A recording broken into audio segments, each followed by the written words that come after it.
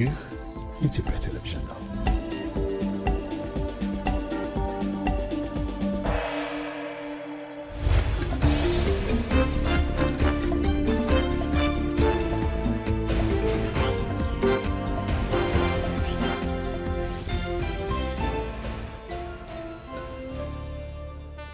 ሰላም እንደምን ቆይታችኋል ተመልካቾቻችን ከኢትዮጵያ ቴሌቪዥን 7 ሰዓት ሆኖ ዜና ኢትዮጵያ በሁለተኛው ምዕራፍ ተመልሷል። የአጀንዳ ጉዳያችንን ጨምረን በተለያዩ ዘገባዎች ከናንተ ጋር ቆይታ እናደርጋለን። አብራናችሁ ምንቆየው ሮዛ መኮንንና ማህሌት ታደለ እስከ 8 ሰዓት በምዕራፍ 2 አብራናችሁን ብትሆኑ አስቀድመን እንጋብዛለን። አበይት ጉዳዮቻችንን እናስከትል።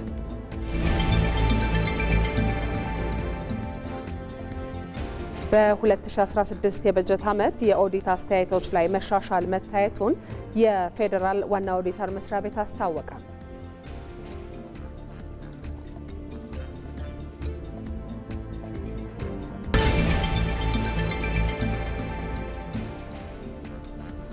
የብሔራዊ ተሃድሶ ኮሚሽን እስካሁን 61 ሺህ የቀድሞ ታጣቂዎችን ወደ ማህበረሰቡ እንዲቀላቀሉ ማድረጉን አስታወቀ።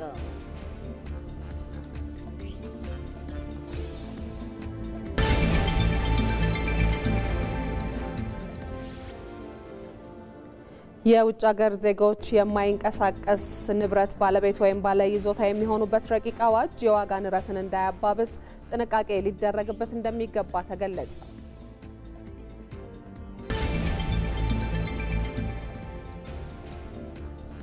ከውጭ ከመረጥናቸው ጉዳዮች በኢራንና በእስራኤል መካከል ላለፉት 12 ቀናት የዘለቀው ግጭት ያበቃል ሲሉ የአሜሪካው ፕሬዝዳንት ዶናልድ ትራምፕ ተናገሩ።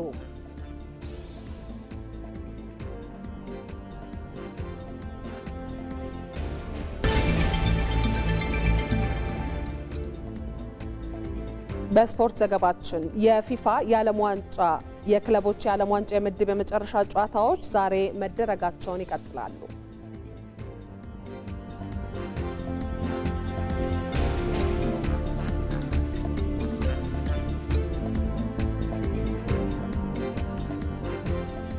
ዜና ኢትዮጵያችን የተለያዩ ርዕሰ ጉዳዮች ከዚህ ከስቱዲዮ ወደ እናንተ ከማሻገሩ በተጨማሪ በተለያዩ የሀገሪቱ አካባቢዎች ያሉ ሪፖርተሮቻችን ምን ጉዳዮች ይዘዋል ስንል ዳሰሳ የምናደርግ ይሆናል። እንዲሁም ደግሞ የተለያዩ ምናነሳቸው የአጀንዳ ጉዳያችን ጋር በተገናኙ ጥያቄዎች ምን ጠይቃቸው ማብራሪያዎች የሚሰጡን እንግዶቻችንም እንደዚሁ በቀጥታ መስመሮቻችን ላይ ናቸው የሚገኙት። ማን አለ ማንን እንጠብቅ ካላችሁ በጥቂቱ እናስተዋውቃችሁ። በቀጥታ መስመራችን ላይ ሞላ ለማየው አለ። በ2016 በጀት ዓመት የኦዲት አስተያየቶች ላይ መሻሻል መታየቱን የፌደራል ዋና ኦዲተር አስታውቋል። ከዛ ጋር የተገናኙ ጉዳዮች ምንድናቸው ስንል እንፈትሻለን። ከዚህ ጋር አያይዘንም ባልደረባችን ሳምሶን ገድሉ የአለፉት ዓመታት የኦዲት ሪፖርቶች ምን ያሳዩናል ምን ያመላክቱናል የሚለውን ዳሰሳ የሚያደርግልን ይሆናል ማለት ነው። ሌላኛዋ ባልደረባችን አልጋነሽ ተካ በሌላኛው የቀጥታ መስመራችን ጫፍ ትገኛለች። የብሔራዊ ተሃድሶ ኮሚሽን 61 ሺህ የቀድሞ ታጣቂዎችን ወደ ማህበረሰቡ እንዲቀላቀሉ ማድረጉን አስታውቋል። ከዛ ጋር የተገናኙ መረጃዎችን እየዳሰስን ቆይታ የምናደርግ ይሆናል። እንዲሁም አባዲ ወይናይ በሌላኛው መስመር ይጠብቀናል። ሀገር አቀፍ የቅድመ ልጅነት እድገትና ትምህርት ከፍተኛ ንቅናቄ ዘመቻ እየተከናወነ ነው የሚገኘው። እሱም በተመለከተ ያስዳስሰናል። እንዲሁም ሌሎች ሪፖርተሮችና እንግዶችም ይኖሩናል። ተመልካቾቻችን አስረሳው ወገሼ ከሐዋሳ በቀጥታ መስመር ላይ ነው የሚገኘው። የፌዴሬሽን ምክር ቤት የክልሎችን የሰላምና የልማት ማጠናከር ላይ ትኩረቱን ያደረገ መድረክ እያካሄደ ነው የሚገኘው። በመድረኩ ላይ የተነሱ ሀሳቦች ምንድናቸው? ቆየት ብለን ከአስረሳው እንሰማለን። እንዲሁም ሳሙኤል ወርቃየው ከባህር ዳር በቀጥታ መስመራችን ላይ ይገኛል። በአማራ ክልል የቱሪዝም ዘርፉን ለማነቃቃት እየተሰሩ ያሉ ስራዎችና ውጤታቸው ምን ይመስላል የሚለውን ጉዳይ ያስዳስሰናል። መልሰን እናገኘዋለን። ዛሬ በመናነሳው የውጭ ሀገር ዜጎች የማይንቀሳቀስ ንብረት ባለቤት የመሆን ጉዳይን በተመለከተ እንግዶች ጋብዘን ቆይታ እናደርጋለን። ከዚህ ከአዲስ አበባ የፋይናንስና ኢንቨስትመንት ጉዳዮች አማካሪ የሆኑት አቶ መርዕድ ብስራት በቀጥታ መስመራችን ላይ ይገኛሉ። እንዲሁም ደግሞ ከወላይታ ሶዶ ስቱዲዮአችን የህግ መምህርና ጠበቃ የሆኑት አቶ ተከተል ላቤናም በቀጥታ መስመራችን ላይ ናቸው። ሪፖርተሮቻችንንም እንግዶቻችንንም ቆየት ብለን እናገኛቸዋለን። አብራችሁን ሁኑ ተመልካቾቻችን። የምናስቀድመው ከዚህ ከስቱዲዮአችን ወደ እናንተ የሚደርሱ ዘገባዎቻችን ላይ ትኩረት በማድረግ ይሆናል። ፕሬዝዳንት ታዬ አጽቀሥላሴ የአሜሪካ ኩባንያዎች በኢትዮጵያ በተለያዩ የግብርና ዘርፎች ላይ እንዲሳተፉ ጥሪያቸውን አቀረቡ። ፕሬዝዳንቱ በአንጎላ ሉዋንዳ እየተካሄደ ባለው የአፍሪካ አሜሪካ የቢዝነስ ጉባኤ ጎን ለጎን የአፍሪካና አሜሪካ የግብርና የምግብና የቢዝነስ ዘርፍን ለማጠናከር ያለመ የፓናል ውይይት ላይ ተሳትፈዋል። ፕሬዝዳንቱ በፓናል ውይይቱ ባስተላለፉት መልእክት አሜሪካ አሁን ላይ በአፍሪካ የምታደርገውን የኢንቨስትመንት ተሳትፎ ለማሳደግ ያላትን ፍላጎት አድንቀዋል። አፍሪካ የአሜሪካ ኢንቨስትመንት መዳረሻ የሚሆኑ አቅም እንዳላትም ጠቅሰው በአፍሪካ በኩል ሊለማ የሚችል መሬት፣ የሰው ሀብትና ትክክለኛ ፖሊሲ መኖሩን ማረጋገጥ ይገባል ብለዋል። በተለይም ጠንካራ የምግብ ስርዓት መዘርጋት፣ አስተማማኝ የንግድ ትስስር መፍጠርና በምርቶች ላይ እሴት የሚጨምር ቀጣይነት ያለው ኢንቨስትመንት እንደሚያስፈልግም ነው አጽንኦት የሰጡት። ከዚህ አኳያ የአሜሪካ ኩባንያዎች በኢትዮጵያ በተለያዩ የግብርና ዘርፎች ለመሳተፍ የሚጋብዝ ከፍተኛ አቅም እንዳለም ተናግረው ይህ በቅርቡ በተግባር ተፈትኖ የሚጨበጥ ለውጥ አምጥቷል ብለዋል። በኢትዮጵያ ለእርሻ ስራ መዋል የሚችል ሰፊ ለም መሬት መኖሩንም ነው የጠቀሱት ፕሬዝዳንቱ። ይህንን የግብርና ስራ ሊያከናውን የሚችል ሰፊ የሰው ሀብት መኖሩንም እንደዚሁ አንስተዋል። እንደ ፕሬዝዳንቱ ገለጻ አሁን ላይ ኢትዮጵያ በተለይም ከአፍሪካ ልማት ባንክ ጋር በመተባበር በተለይም በስንዴ ምርት ላይ በጥቂት ዓመት ውስጥ ከፍተኛ ምርታ ተመዝግቧል ብለዋል። በመሆኑም የአሜሪካ የዘርፉ ተዋናዮች በኢትዮጵያ በተለይም በጥጥ ምርት፣ በአቮካዶና በስንዴ ምርት ላይ ቢሳተፉ ውጤታማ ሊሆኑ እንደሚችሉ አረጋግጠዋል። ዘገባው የኢትዮጵያ ዜና አገልግሎት ነው። ከዚሁ ጋር በተገናኘ ኢትዮጵያና አንጎላ የሁለትዮሽ ትብብራቸውን ለማሳደግና አፍሪካ በዓለም መድረክ ያላትን ሚና ለማጎልበት እንደሚሰሩ የሀገራቱ ፕሬዝደንቶች ገለጹ።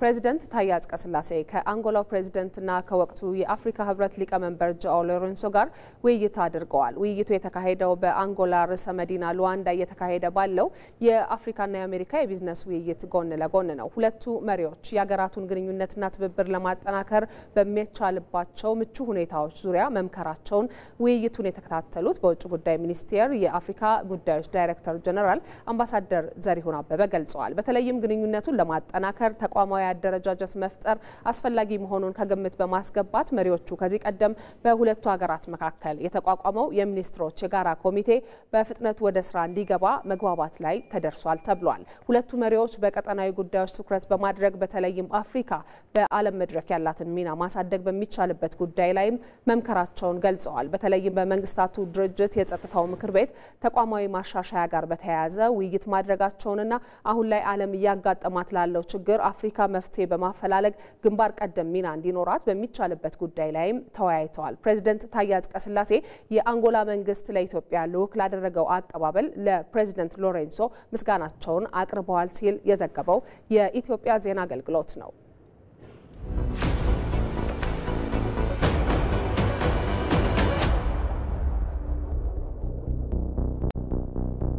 ወደ ዩኒቨርሲቲ የሚገቡ የ12ኛ ክፍል ተማሪዎች ፈተና ይሰጣቸዋል። ዩኒቨርሲቲ ቆይተው መውጫቸው ላይ ሌላ ፈተና ይሰጣቸዋል። ማስተርስ እና ፒኤችዲ መስራት ቢፈልጉ ሌላ ፈተና ይሰጣቸዋል። የዚህ ሁሉ ፈተና ዓላማው ምንድነው? ያንን ዕውቀት አግኝቷል አላገኘም የሚለውን ለማወቅ ምዘና ሰጥተህ አዎ ይሄ ሚኒመም የሆነውን ያንን ነገር ለመስራት የሚያስችለውን ዕውቀት አግኝቷል። 4 ዓመት ዩኒቨርሲቲ ውስጥ የቆየ ሰው ማወቅ ያለበትን አውቋል ተብሎ ሰርቲፊኬት ሰጣቸው። በዩኒቨርሲቲው ላይ እምነት ስለሌላችሁ ነው መውጫ ፈተና ያስፈልገው? ለንም እኮ አልኩ ማንም ኮንፊደንስ የለውም። እንዴት ነው አዳራሽ ውስጥ ሰብስቦ 60 እና 70 ጥያቄ በመስጠት ያንድን ሰው ትክክለኛ ዕውቀት ችሎታ መለካት የሚቻል? የፈተና አወጣጥ ዕውቀት ያላቸው ሰዎች የሚጠቀሙበት ሲስተም አለ።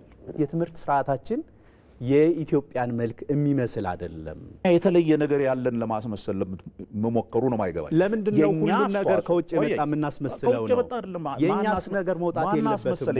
ምንም የተለየ ነገር አይደለም። የተለየንም አለን እኮ የተለየ ነገር አለን። የትምህርት ስርዓቱ ይሄንን ይጋብዘን አይከለክልህም።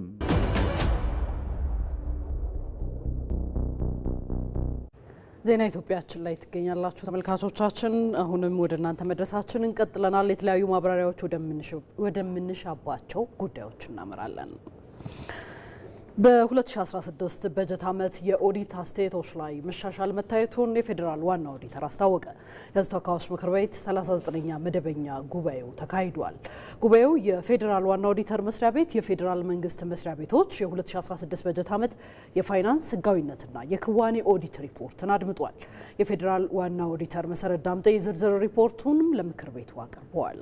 እዚሁ ርዕሰ ጉዳይ ላይ እንቆይ። ተጨማሪ መረጃዎችን ከባልደረባችን ሞላ አለማየሁ የምንወስድ ይሆናል። እንዴት ቆይታል ሞላ? በድጋሚ ተገናኝተናል። የፌዴራል ዋና ኦዲተር የኦዲት አስተያየቶች ላይ መሻሻልን በጠቀሰበት ሪፖርቱ ምን ጉዳዮችን አካተተ? በተለይ ቀደም ሲል ካነሳኑ በተለየ ትኩረት ሊሰጣቸው የሚገቡ ጉዳዮች አሉ ያልከውን ልታደርሰን ትችላለህ?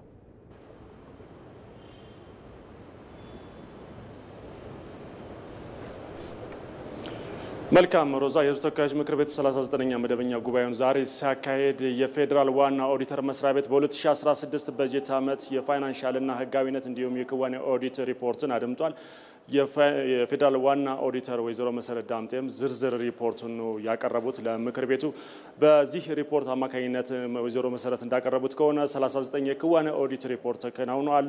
የፌዴራል ባለበጀት መስሪያ ቤቶች በወቅታዊ ሁኔታ ካልተከናወነባቸው 6 ተቋማት ውጪ በ163 ተቋማት ላይ የፋይናንሻልና ሕጋዊነት ኦዲት ክዋኔ መከናወኑን በሪፖርታቸው አመላክተዋል። በእነዚህ ኦዲት አጠቃላይ የኦዲት ግኝቱ በ115 መልካም የተደረጉት ማለት ነው መልካም የሚባል መሆኑና ተቀባይነት ያጡ 10 ተቋማት ወይም ተቀባይነት የሌለው የኦዲት ውጤት በ10 መሆናቸውን አመላክተዋል። በዚህ መሰረት በአጠቃላይ የኦዲት አስተያየቱ ላይ መሻል መታየቱን አመላክተዋል።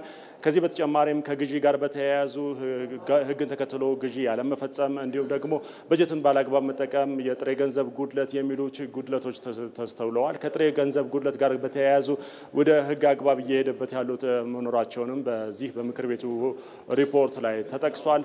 በዚህ በክዋኔ ኦዲት ሪፖርት ላይ በተለይ ደግሞ ዩኒቨርሲቲዎች አካባቢ ላይ ከግንባታ ጋር በተያያዙ ፕሮጀክቶች አፈጻጸም ጋር ችግሮች መኖራቸውን በውይይቱ ወቅት በጥያቄነት ተነስቷል። የዋና ኦዲተሯ ወይዘሮ መሰረትም ሲያብራሩ በተለይም ደግሞ ዩኒቨርሲቲዎች መማር ማስተማር ላይ ትኩረት ቢያደርጉና በተለይም ከምገባና ከፕሮጀክቶች ከግንባታዎች ጋር ቢወጡ እንደ አስተያየት ከእንደዚህ አይነት የኦዲት ችግሮች መላቀቅ እንደሚችሉ ተመላክቷል። ከምክር ቤት አባላት አንዱ ሌላኛው ጥያቄ የተነሳው የፌዴራል ዋና ኦዲተር ኦዲተሮችን አቅም ከማጎልበት አኳያና በቴክኖሎጂ ከመታገዝ አኳያ ምን እየሰራ ነው የሚሉ የምክር ቤት አባላት ጥያቄ አቅርበውላቸው ነበረ። የፌዴራል ዋና ኦዲተር መስሪያ ቤት የኦዲተሮችን አቅም ለማሳደግ የስራ ላይ እንዲሁም ደግሞ በአመት ከ40 ሰዓት በላይ ስልጠናዎችን እንደሚሰጥ አብራርተዋል። ከዚህ በተጨማሪ በቴክኖሎጂ ለመደገፍ ከአርቲፊሻል ኢንተለጀንስ ኢንስቲትዩት ጋር በትብብር እየሰሩ መሆኑንና በተለይም ደግሞ የኦዲት ግኝቶችን በቴክኖሎጂ የታገዘ ለማድረግ እየሰሩ መሆኑን አመላክተዋል። ዋና ኦዲተሯ ወይዘሮ መሰረት በዛሬው ዕለት የተከናወነው ይህን ይመስላል። አሁን ያለ መረጃ ይህን ይመስላል። መልካም፣ እናመሰግናለን ሙላ ለመረጃዎችህ። መልካም ቀን ይሆንልህ። ከዚህ ጉዳይ ጋር በተገናኘ የፌዴራል ዋና ኦዲተር መስሪያ ቤት በየዓመቱ የፌዴራል መንግስት ባለበጀት መስሪያ ቤቶችን የፋይናንስ ሕጋዊነትና የክዋኔ ኦዲት እንዲሁም ክትትል ያደርጋል። በዚህም የሚያገኛቸውን የኦዲት ግኝቶች ለሕዝብ ተወካዮች ምክር ቤት ያቀርባል። እነዚህ የኦዲት ግኝቶች የመንግስት የአሰራር ስርዓት ውስጥ ያሉ ጉድለቶችን ከማሳየት ባለፈ የእርምት እርምጃዎች እንዲወሰድባቸውም የሚያግዙ ናቸው። ይህንኑ ጉዳይ በተመለከተ ከባልደረባችን ሳምሶን ገድሉ ጋር ቆይታ እናደርጋለን። በቀጥታ መስመራችን ላይ ነው የሚገኘው። ሳምሶን እንደምን ቆይተሃል? ባለፉት ጥቂት ዓመታት ከነበሩ የኦዲት ሪፖርቶች መካከል የተወሰኑትን የተመለከትክ ይመስለኛልና አንተ ካየሃቸው ውስጥ ከ2013 እስከ 2015 ድረስ ባለው ጊዜ ያሉ የኦዲት ግኝቶች በጠቅላላው ሲታዩ ምን ይመስላሉ? በጣም አድርጌ አመሰግናለሁኝ። እንግዲህ ባለፉት 3 ዓመታት ወደ ኋላ ስንቆጥር ከ2015 ጀምሮ በ2014 እና 13ን ስንመለከት የፌዴራል መንግስት የዋና ኦዲተር መስሪያ ቤት በየዓመቱ የሚያደርጋቸው እነዚህ የሚያገኛቸውን የፋይናንስ ሕጋዊነትና የክዋኔ ኦዲት ግኝቶችን ለሕዝብ ተወካዮች ምክር ቤት ያቀርባል። እነዚህ እንግዲህ እርምት እንዲደረግባቸው ጭምር የሚያግዝ ነው። በዚህ አኳያ ስንመለከተው በተለይ 2 መሰረታዊ ጉዳዮችን ስንመለከት በእነዚህ ባለበጀት የመንግስት ተቋማት ውስጥ የሚደረጉ ህግና መመሪያዎችን የጣሱ ክፍያዎችና ካለ አግባብ የሚከፈሉ ክፍያዎች ጭምርን ስንመለከት በ2013 ዓመተ ምህረት 87 መስሪያ ቤቶች እና 2 ቅርንጫፍ ጽህፈት ቤቶች 89 ሚሊዮን 238375 ብር ከ07 ሳንቲም አግባብነት የሌለው ክፍያን ፈጽሞ ተገኝተዋል። ከዛ ባሻገር ደግሞ ወደ በመንግስት መስሪያ ቤት ውስጥ ለሌሉና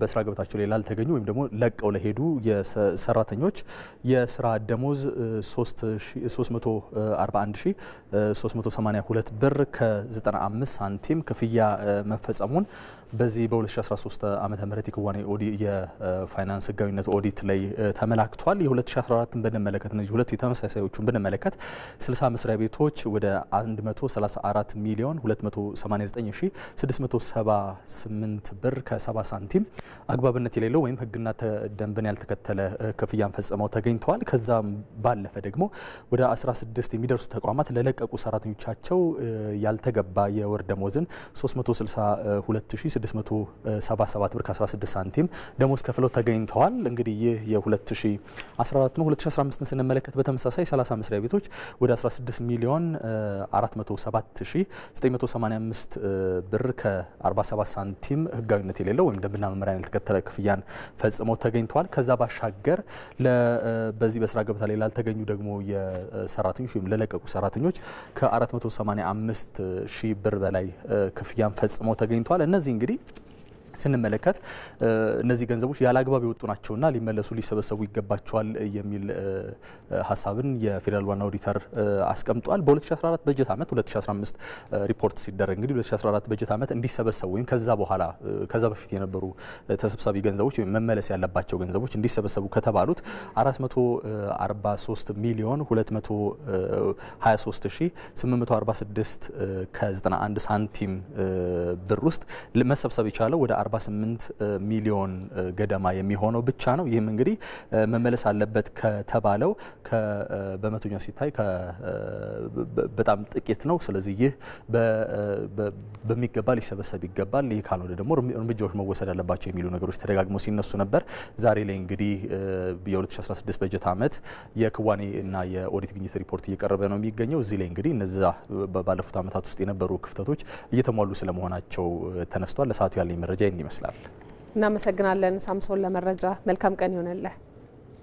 ቀጥለናል። የብሔራዊ ተሃድሶ ኮሚሽን እስካሁን 61 ሺህ የቀድሞ ታጣቂዎችን ወደ ማህበረሰቡ እንዲቀላቀሉ ማድረጉን አስታወቀ። ኮሚሽኑ ከስዊድን ኤምባሲና በሰላምና ጸጥታ ላይ ከሚሰራው ኤፍቢኤ የተባለ የስዊድን ግብረሰናይ ድርጅት ጋር በመተባበር ከተለያዩ ክልሎች ለተወጣጡ የባለድርሻ አካላት በመልሶ ማቋቋም ዙሪያ ለአሰልጣኞች ስልጠና መስጠት ጀምሯል። የብሔራዊ ተሃድሶ ኮሚሽን ኮሚሽነር ተመስገን ጥላሁን ስልጠናውን ሲከፍቱ እንዳሉት ኮሚሽኑ ባለፉት 6 ወራት አበረታች ስራዎችን ሰርቷል ብለዋል። የቀድሞ ተዋጊዎችንና ታጣቂዎችን መልሶ በማቋቋሙ ሂደት የክልሎች ተሳትፎ አበረታች መሆኑንም ገልጸው በሂደቱ ለተሳተፉት ሁሉ ምስጋናቸውን አቅርበዋል። እዚህ ርዕሰ ጉዳይ ላይ እንቆይ። ተጨማሪ የሆነ መረጃ ልታደርሰን ሪፖርተራችን አልጋነሽ ተካ በቀጥታ መስመራችን ላይ ትገኛለች። እንዴት ለሻል አልጋነሽ? እንግዲህ ቀደም ሲል እንዳልነው የዚህ የተሰጠ ያለው የአሰልጣኞች ስልጠና አስፈላጊነት ምንድነው? ዓላማ ያደረገውስ ምንድነው? አመሰግናለሁ ሮዛ። ቀደም ሲል አንቺም ለመግለጽ እንደሞከርሽው ዛሬ የተጀመረውና ለቀጣይ 3 ቀናት የሚካሄደው የአሰልጣኞች ስልጠና በዋናነት የብሔራዊ ተሃድሶ ኮሚሽን ያዘጋጀው ከስዊድን ኤምባሲና ከስዊድን ኤምባሲ ጋር በመተባበር ደግሞ ሌላ በግብረሰናይ ድርጅት ላይ የተቋቋመ ኤፍቢኤ የተባለ እንዲሁ ግብረሰናይ ድርጅት በጋራ ነው ይህንን ስልጠና ያዘጋጁት። የስልጠና ዋና ዓላማ እንደሚታወቀው የብሔራዊ ተሃድሶ ኮሚሽን ከተቋቋመበት ጊዜ ጀምሮ በርካታ ተግባራትን እያከናወነ እንደመጣ ይታወቃል። በተለይ ደግሞ ባለፉት 6 ወራት በትግራይ በጀመረው የመልሶ ማቋቋም ትጥቅ ከማስፈታት ጀምሮ ታጣቂዎችን ትጥቅ በማስፈታት አስፈላጊውን ስልጠና በመስጠት መልሶ የማቋቋም ሂደትና እንደ አጠቃላይ ደግሞ በመጨረሻ ላይ እንደ ግብ የተያዘውን ወደ ማህበረሰቡ የመቀላቀልና ምርታማና ለሀገር ሰላም የሚተጉ ዜጎችን ለማፍራት የሚደረገውን ሂደት ለማፋጠን ያለመ እንደሆነ ይታወቃል። በዚህ ሂደትም ባለፉት 6 ወራት ወደ 61000 ታጣቂዎችን ትጥቅ በማስፈታት አስፈላጊውን ስልጠና በመስጠት ራሳቸውንና ቤተሰባቸውን የሚደግፉበትን እንዲሁም የስራ አማራጮችን በመፍጠር ወደ ማህበረሰቡ የመቀላቀል ስራ መሰራቱ ነው የተገለጸው። ዛሬ በተከፈተው ለ3 ቀናት በሚቆየው ስልጠና ላይ የብሔራዊ ተሃድሶ ኮሚሽን ዋና ኮሚሽነር ተመስገን ጥላሁን የመክፈቻ ንግግር አድርገው ነበር። በዋናነት አጽንኦት ሰጥተው የተናገሩት ኮሚሽነሩ በዚህ ሂደት በርካታ ስራዎች ተሰርተዋል። ከኮሚሽኑ ባሻገር በተለይ ደግሞ ክልሎች በርካታ ተግባራትን ሲያከናውኑ ቆይተዋልና የክልሎች ተሳትፎ ስኬታማ ሂደት እንዲኖረው ማድረጉን ገልጿል። በተለይ ደግሞ አማራና ኦሮሚያ አካባቢ ያለውን በርካታ የተጠናከረ ስራ እንዲሁም ደግሞ ማመስገን ችለዋልና በቀጣይም ይሄ ሂደት ተጠናክሮ እንደሚቀጥል ነው የተገለጸው። እንደሚታወቀው በትግራይ የጀመረው ይሄ ትጥቅን የማስፈታትና በኋላ ላይ ደግሞ ወደ ማህበረሰቡ የመቀላቀል ታጣቂዎችን የመቀላቀል ሂደት እንዲሁ እንደሚቀጥል ነው የተገለጸው። እዚህ ስልጠና ላይ ከቤኒሻንጉል ክልልም የተሳተፉ ሰልጣኞች ይገኛሉ። እንደሚታወቀው በዚህ ሂደት የቤኒሻንጉል ክልል አልታቀፈም፣ ገና በሂደት በቀጣይ ተግባራት የሚታቀፍ እንደሆነ ይታወቃል። ከዚህ ቀደም ግን መልካም ተሞክሮ አለው። በተለይ ደግሞ ዜጎችን መልሶ በማቋቋም ሂደት ማሳያ የሚሆን ተሞክሮ እንዳለው ተገልጿል። ይህንኑ ተሞክሮን ደግሞ ወደ ቀጣይ ማጠቃለል እንዳለበት ይታወቃል። እስካሁን ባለው ሂደት በክልል ደረጃ ቀደም ሲል ለመግለጽ እንደሞከርኩት 48000 ታጣቂዎች ትግራይ ላይ ትጥቅ በማስፈታት አስፈላጊውን ስልጠና አግኝተው ወደ ማህበረሰቡ ተቀላቅለዋል።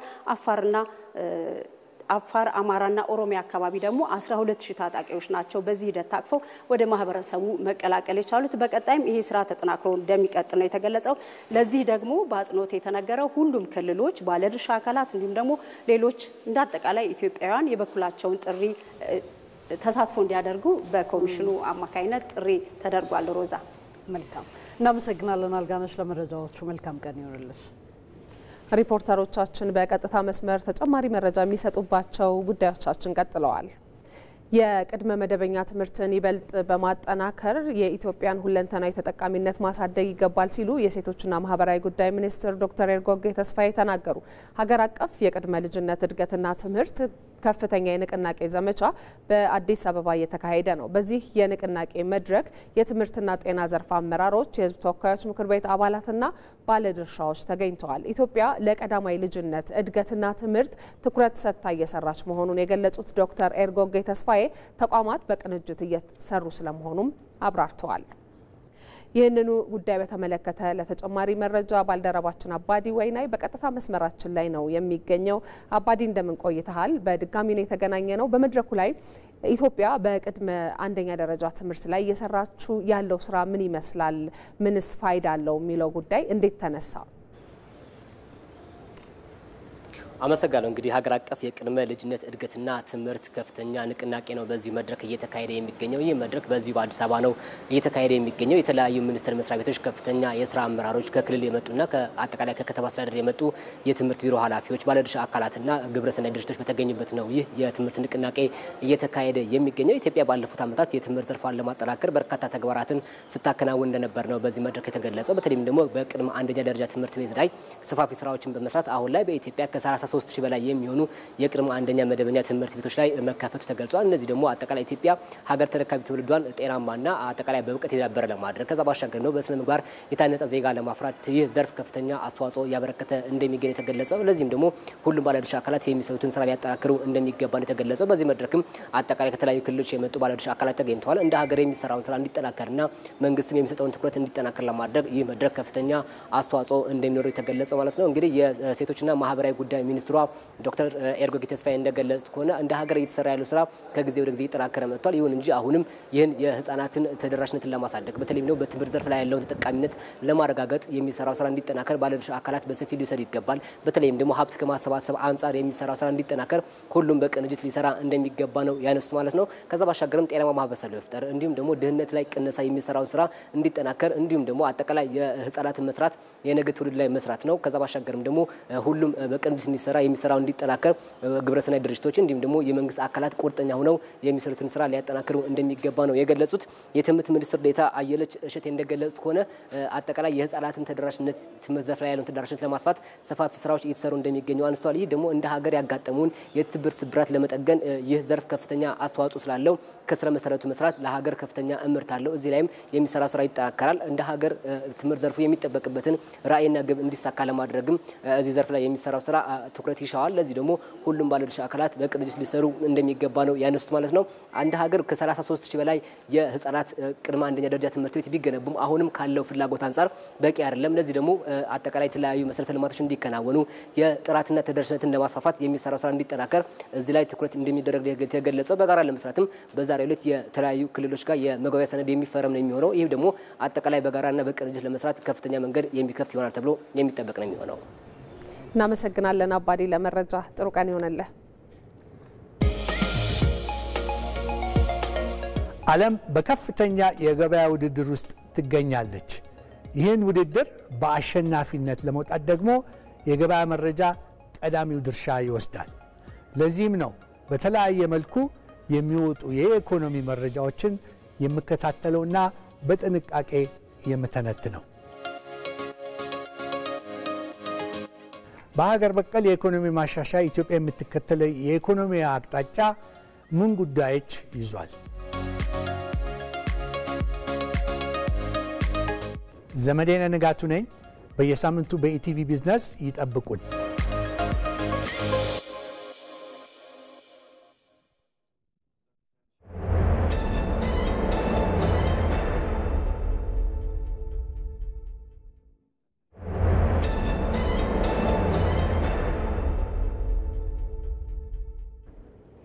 ዜና ኢትዮጵያችን ቀጥሏል። የተወዳጁ ተመልካቾቻችን ወደ አጀንዳ ጉዳያችን የምንሻገር ይሆናል። የዛሬው ዋነኛ አጀንዳ ጉዳያችን የውጭ ሀገር ዜጎች የማይንቀሳቀስ ንብረት ባለቤትነትን ወይም ሀብት ከማፍራት ጋር የተገናኙ ረቂቅ አዋጅ ላይ ትኩረቱን አድርጎ ይዘልቃል። የተለያዩ እንግዶችን ጋብዘናል። በዚህ ጉዳይ ላይም ተጨማሪ የሆኑ ማብራሪያዎችን ወደ ኋላ የሚሰጡን ይሆናል።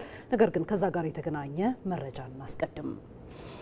የውጭ ሀገር ዜጎች የማይንቀሳቀስ ንብረት ባለቤት ወይም ባለይዞታ የሚሆኑበት ረቂቅ አዋጅ ላይ የሕዝብ ተወካዮች ምክር ቤት ተወያይቷል። ረቂቅ አዋጁ የዋጋ ንረት እንዳያባብስ ጥንቃቄ ሊደረግ እንደሚገባም እንደዚሁ ተናግረዋል። ረቂቅ አዋጁ ተጨማሪ ካፒታል ወደ ሀገር ውስጥ ፈሰስ እንዲደረግ እንደሚያስችልም ነው የተገለጸው። ተጨማሪ ሆነው መረጃ ሳዳት መሐመድ ሳኒ ያቀርበዋል። የተወካዮች ምክር ቤት የከተማ መሰረተ ልማትና ትራንስፖርት ቋሚ ኮሚቴ የውጭ ሀገር ዜጎች የማይንቀሳቀስ ንብረት ባለቤት ወይም ባለይዞታ የሚሆኑበት ረቂቅ አዋጅ ላይ መክሯል።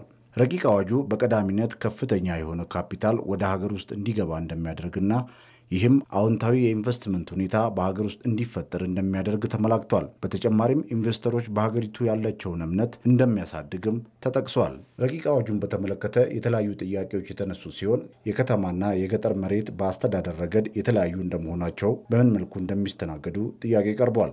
ለከተማ ልማት ሚኒስቴር የተሰጠው ዋናው የከተሞች መሬት ነው። ማንዴቱ ትንሽ የማንዴቱ ወላምፒ ሊመጣ ይችላል። እሱን እንዴት አያችሁ ብዬ ለማንሳት የፈለኩት የከተማ መሬት በከተማ ይተዳደራል። የገጠር መሬት በሌላ ፕላትፎርም በሌላ ሕግ ነው የሚተዳደረውና እሱን እንዴት ነው ያያችሁት?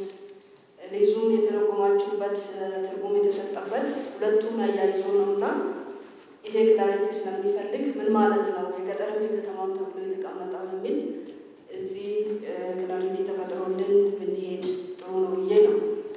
ቀጣይ የሀገራችንም ዓለምም አርባን ስፔሱ እያደገ ነው የሚሄደው ተብሎ ስለሚታሰብ ከወዲሁ ማኔጅ ይደረጉ በሚል በስትራቴጂ ደረጃ ኃላፊነት ወስደን እስቲ ኬፒአይስ ተቀምጦላቸው ስትራቴጂክ ግቦቻችንም ሆነው ለሚኒስቴር መስሪያ ቤት የሰራና ያላቸው ግቦች አሉ። ለምሳሌ የገጠር ቤት አቅርቦት በ10 ዓመት የልማት እቅዳችን ላይ 2.8 ሚሊዮን ቤት በገጠር ይቀርባል ነው። የምክር ቤቱ አባላት ረቂቅ አዋጁን ከህገ መንግስቱ ጋር ስለሚኖረው መስተጋበርም እንዲሁ በጥያቄ መልክ አቅርበዋል። አንዱ ከህገ መንግስት ጋር ተያይዞ ያለው አንዱታ ሰው መሬት አይሸጥም አይለወጥም ብለን በህገ መንግስቱ የታሰረ ጉዳይ ሰው በዚህ አዋጅ በደንብ የማይሸጥ የማይለወጥ እንደሆነ የግለሰቦች ንብረት እንዳልሆነ ፕራይቬት እንዳልሆነ በሚያሳይ መልኩ አዋጁ ከብዥታ በጸዳ መልኩ ክሊር መሆን አለበት። ይሄ የማይጣስ መርህ ስለሆነ እዛ ላይ በደንብ ክሊር መሆን እንዳለበት ማሳየት ያስፈልጋል። እኛው ቁልፍ ጉዳይ ከህገ መንግስቱ ጋር ያላቸው ተጣጣሚነት በደንብ ተፈትሾና ታይቶ የሚቀርቡ ናቸው።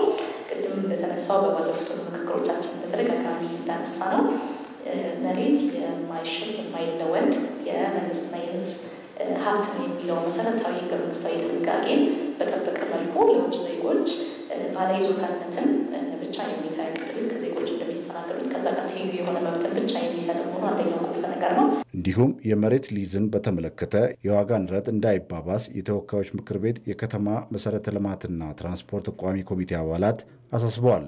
በሊዝ ጨረታ መወዳደር ይችላል የሚል አዋጁ ረቂቅ አዋጁ ላይ ያለ በጨረታ የሚወዳደሩ ከሆነ በሎካል ማርኬት ነው የሚወዳደሩት ማለት እነዚህ ሰዎች $150,000 ነው የሚመጡት።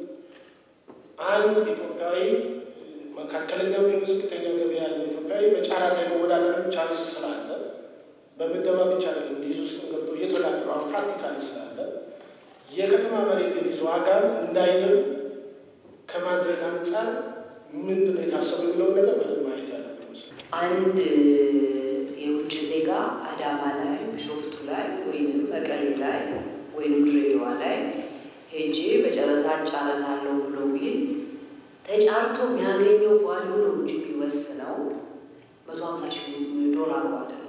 ለሀገር ውስጥም ለእኛ ፕሮፖዝ እያደረግን ያለ ነው ብዙ ሎት ኦፍ ላንድ ጨረታ ላይ ወጥቶ ዜጎች በተመጣጠነ የጨረታ ዋጋ መሬት ማግኘት አለባቸው ነው እንጂ ባልተገባ መንገድ መሬት ውስጥ ካሌት አድርጎ ፍሌክትድ የሆነ ፕራይስ ሴት እንዲደረግ በባይ ኤኒሜስ ሪኮመንድ አናደርግም። አዋጁ ያለይም ያወጣናቸው ደንቦችም መመሪያዎችም ይሄን አሉ። ስለሆነም ይሄ ፕሮሰሱ ነው ይሄንን ዲሳይድ የሚያደርገው እንጂ አሁን ፕሬዲተርማይንድ የምናደርገው ጉዳይ አይሆንም ማለት ነው። ረቂቅ አዋጁ የግል ሴክተሩን በማሳተፍ የቤት አቅርቦትን በከፍተኛ ሁኔታም እንደሚጨምር ይጠበቃል። ይህንኑ ጉዳይ ይዘን እንቆያለን። ተመልካቾቻችን ለተጨማሪ ማብራሪያም እንግዶች ጋብዘናል። ከዚህ ከአዲስ አበባ የፋይናንስና ኢንቨስትመንት አማካሪና የፕራግማ አማካሪ ድርጅት መስራችና ዋና ስራ አስፈጻሚ የሆኑት አቶ መርዕድ ብስራት በቀጥታ መስመራችን ላይ ይገኛሉ።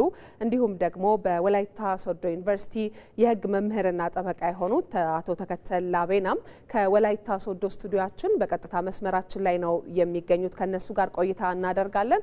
እንግዶቻችን አስቀድመን እናመሰግናለን። በቅድሚያ ወደ አቶ መርዕድ እንምጣና የመጀመሪያውን ጥያቄ እናንሳ። ይህ የረቂቅ አዋጅ አቶ መርዕድ በርካታ ውይይቶች በተለያዩ የማህበረሰብ ክፍሎች በኩል ሲደረጉበት ነው የቆዩትና በተለይ በሀገሪቱ የምጣኔ ሀብት ባለቤትነት ላይ ስጋት ያመጣል ተብሎ በርካቶች እንደ ስጋት ሲያነሱት የነበረ ሀሳብ ነው። እዚህ ላይ የእርስዎ ምልከታ ምንድን ነው? መልካም፣ አመሰግናለሁ።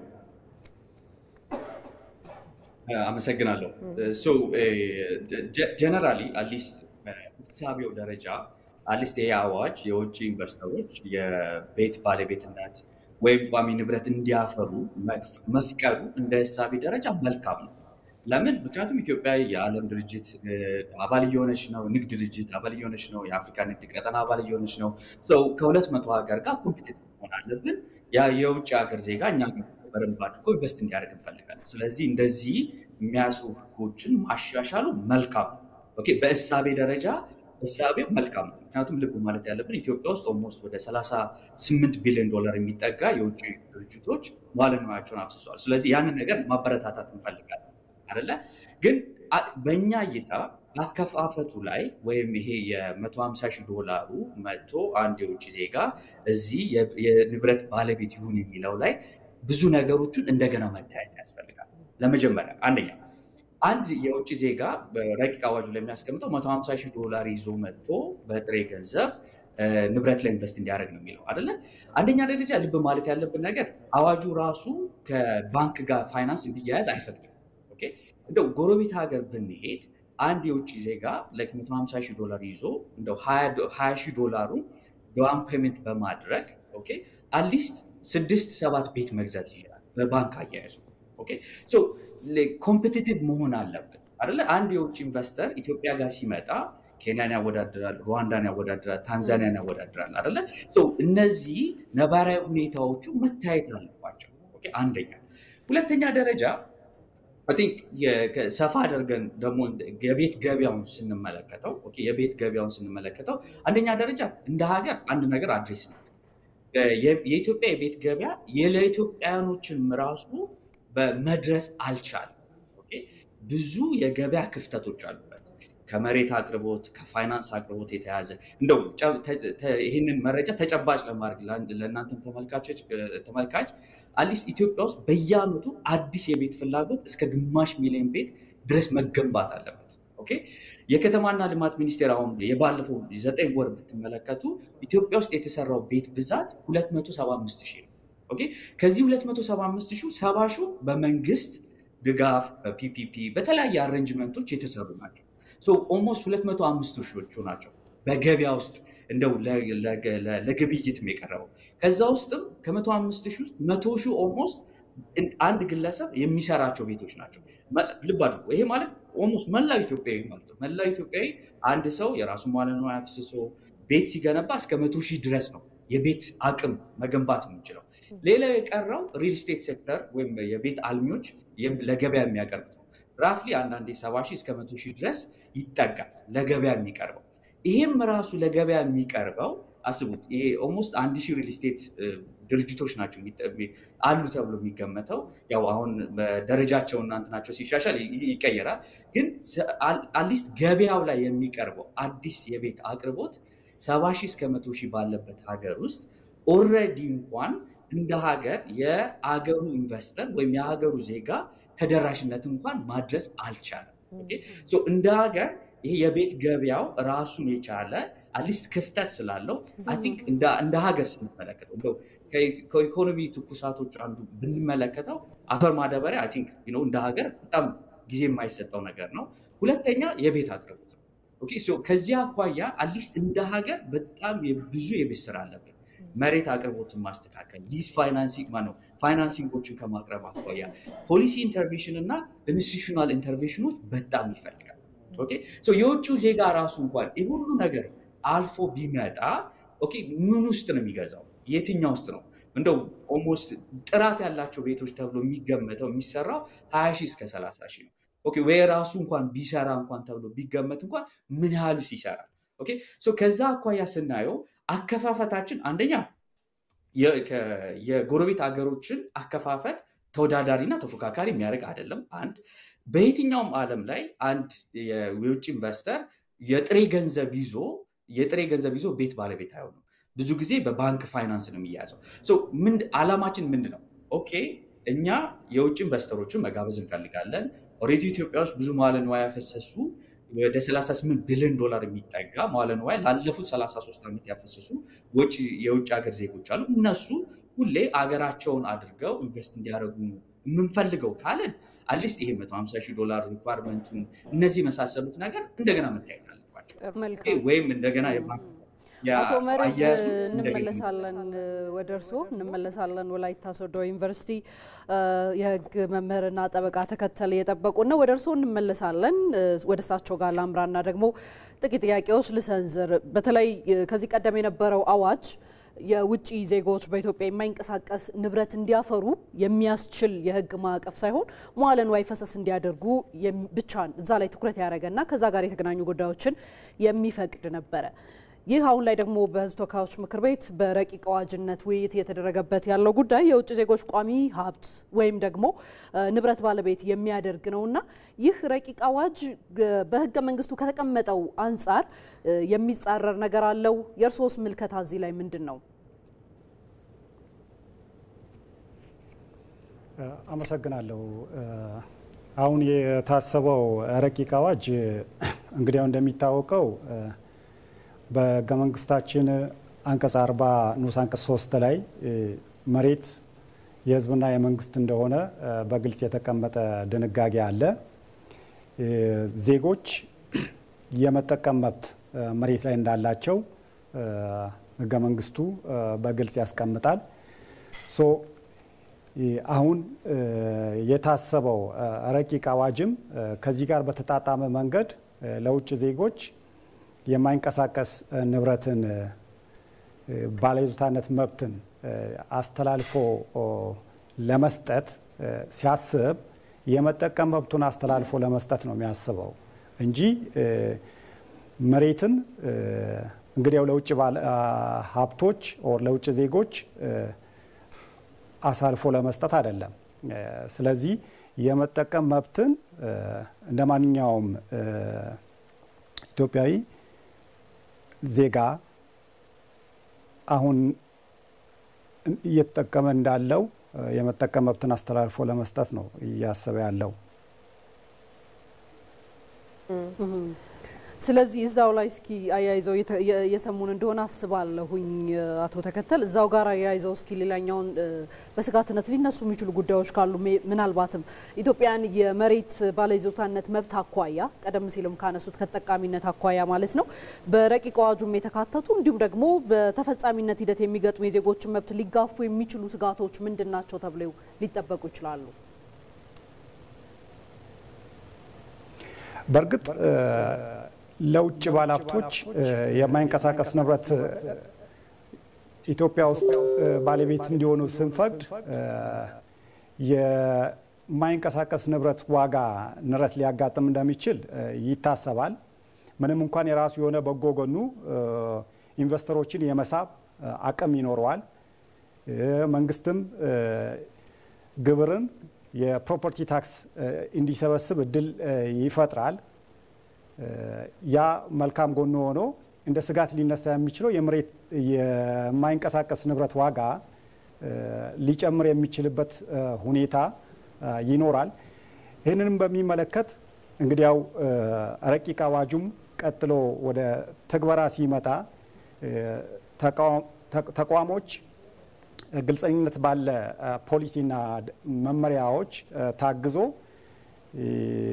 ኔጌቲቭ ውጤቱን ሊቀንስ በሚችል ሁኔታ ለምሳሌው ረቂቅ አዋጁ ላይ ታሳቢ ከሚደረጉ ነገሮች አንዱ የውጭ ባለሀብቶች ካፒታሉንም ጭምር ከውጭ ይዞ እንዲመጡ የሚጋብዝ ነው እንጂ ኢትዮጵያ ውስጥ ባሉ ፋይናንሻል ተቋሞች ብድር ወስዶ መልሶ የሚሰሩበት አይነት ሁኔታ ካለ እንግዲያው ሀገር ውስጥ ባለሀብቱ ጋርም ሀገሬውን ላይ ከፍ ያለ ጉዳት ሊያደርስ ይችላል። ግን የራሳቸውን ካፒታል ይዞ የሚመጡበት ሁኔታ ሊኖር እንደሚገባና ያንንም በክትትልና በቁጥጥር ኢፌክቲቭሊ እንዲተገበር እድል መፍጠር የሚያስፈልግ ነው የሚመስለኝ።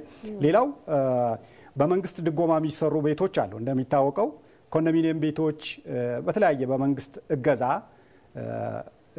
መሬት በማመቻቸት የሚሰሩ አሉ። እነዛ ላይም ጭምር አንድ ውጫዊ እነዛን ገዝቶ ባለቤት ይሁን የሚል አይነት ሁኔታ ካለ አሁንም ከዜጎች መብት ጋር የተወሰነ እንትን ላይጣጣም የሚችልበት ሁኔታ ስላለ እነዛ ላይም የተወሰኑ ክልከላዎች ድጎማ በሚደረግባቸው ቤቶች ላይ ግዢ ባለመፍቀድ ክልከላዎች የሚደረጉ ከሆነ ተቋሞች መናበብ ከቻሉ ካፒታል ይዞ ከመምጣቱ አኳያ ሪል ስቴት ቢዝነሱ እንዲሰፋ ከማድረግ አኳያ መንግስትም ግብር የሚሰበስብበት እድልም ከመፍጠር አኳያ የውጭ ኢንቨስትመንቶችን ከመሳብ አኳያ ገብቶ የሚሰሩበት ሁኔታ ቢኖር ግን አተገባበር ላይ ተቋማት ተቀናጅቶና ተናቦ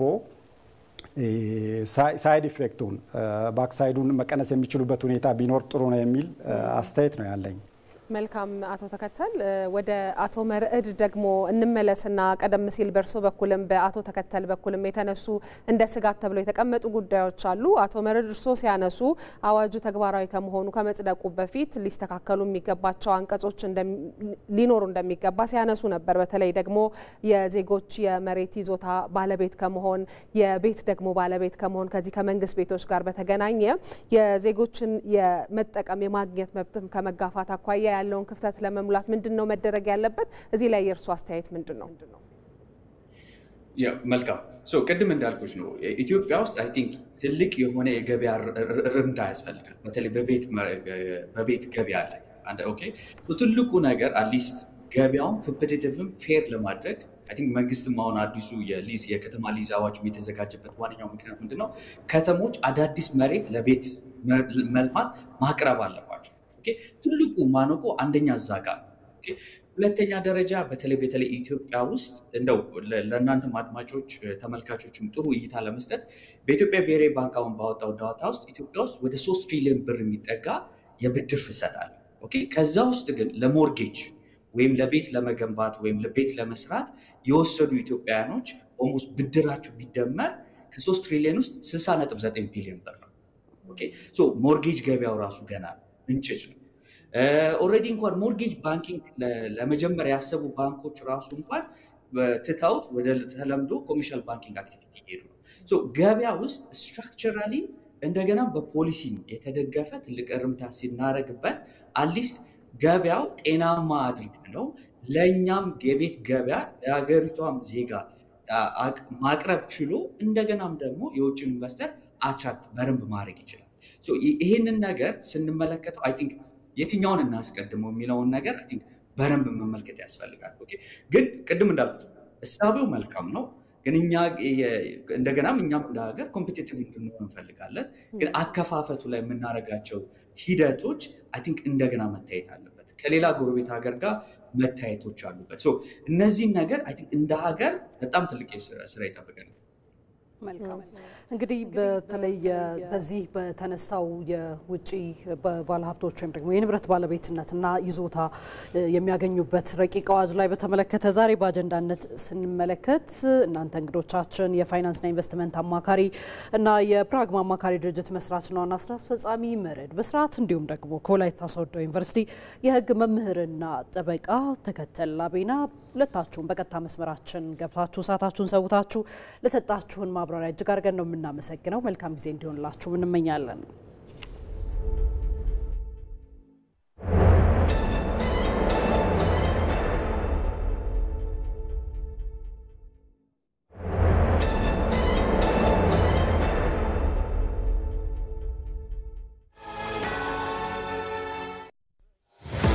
የሚሰራ ሰው ጊዜ አይበቃውም ስለዚህ ረጅሙን ጉዳይ በዘዴ ያሳጥረዋል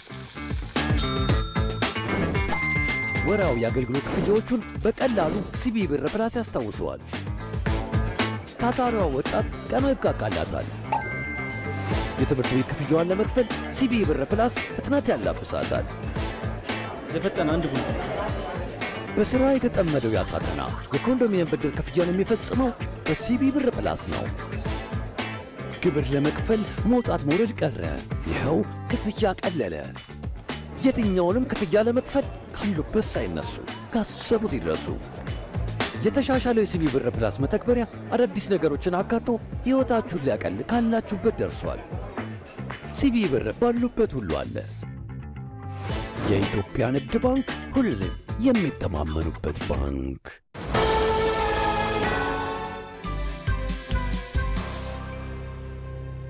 ከውጪ የመጣ ኢምፖርተር ቴክኖሎጂን እንዴት አድርገን እናስተዳድር እንዴት አድርገን እንጠቀምበት የሚለውን ማሰብ አስፈላጊ ነው ብዬ አምናለሁ ነው የጥይት ግንባር ጫካ አለ የፕሮፓጋንዳ ግንባር ደግሞ ማህበራዊ ሚዲያና ሜንስትሪሚንግ ሚዲያዎች አሉ መልካም ነገር በጻፍን ጊዜ ስንሰደብ ጦርነት የሚጎስብ ነገር በጻፍን ጊዜ ምንመሰገን ብራቦ ምንባል በዛች ውስን በሆነችዋ ፐርሰንት ውስጥ እንግዲህ ተጠቃሚነታችን በሶሻል ሚዲያ ወይ በዲጂታል ሚዲያ ያለው ለአደጋ እንዳጋለጠን ብዙ ሪፖርቶች ያሳያሉ ባህል የሀገርን ኖርም የሚያፈርሱ የሶሻል ሚዲያ ኮንቴንቶች ስንመለከት እነዚህ መቆጣጠርና በእነዚህ ህግ አግባቦች መቅጣት የሚቻልበትን ስራ ቢሰራ ከኔጌቲቭ ፓርቱ አልነሳም ፖዚቲቭ ነገር አለው የዴቨሎፕመንት መንገዳችንን እንዳያበላሽብን ማን ነው ሊቆጣጠር የሚገባው ምንኖረው እኛ ነን ገፈት ቀማሹ እኛ ነን ተጠቃሚም ከሆነን እኛ ነን ስለዚህ እኛን የሚመስል ህግ ሊኖረን ይገባል ነው የማህበራዊ ሚዲያ አጠቃቀም ላይ ትኩረት አድርገን ውይይት እናደርጋለን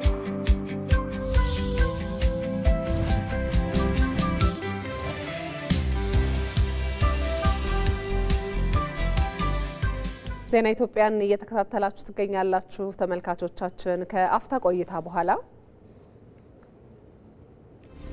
በድሬዳዋ ከተማ ጉዳት እንዳይደርስበት ሸሽቶ ለመሸሸግ ፖሊስ ጣቢያ ስለተገኘ አንድ ጅብ የምንነግራችሁ ይኖራል። ጠብቁ።